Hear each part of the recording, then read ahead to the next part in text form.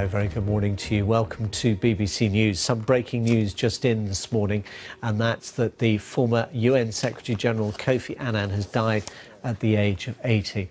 Mr. Annan, who was a Ghanaian by birth, had held the post of Secretary General of the UN for 10 years until the end of December 2006. He was the first head of the UN from a sub-Saharan African country, having followed the Egyptian Dr. Boutros Boutros-Ghali in the job. He later served as UN's Special Envoy for Syria, leading unsuccessful attempts to find a peaceful solution to the civil war there. Mr. Annan won the Nobel Peace Prize in 2001 for his attempts to revitalise the UN.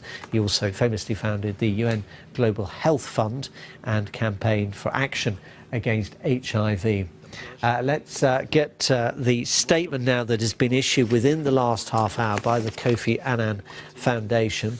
It reports that with immense sadness, the family of Kofi Annan and the Kofi Annan Foundation has announced that the former Secretary General of the United Nations and Nobel Peace Laureate passed away peacefully on Saturday the 18th of August after a short illness. His wife and their children, 3 children, were by his side in his final days.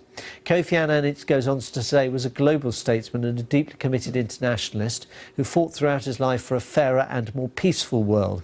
During a distinguished career and his leadership of the UN, he was an ardent champion of peace, sustainable development, human rights and the rule of law.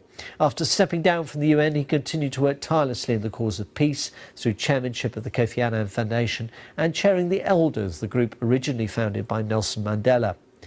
Mr. Annan was an inspiration to young and old alike. Kofi Annan was a son of Ghana and felt a special responsibility towards Africa.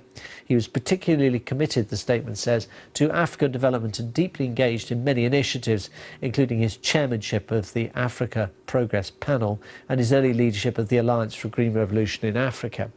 Wherever there was suffering or need, he reached out and touched many people with his deep compassion and empathy.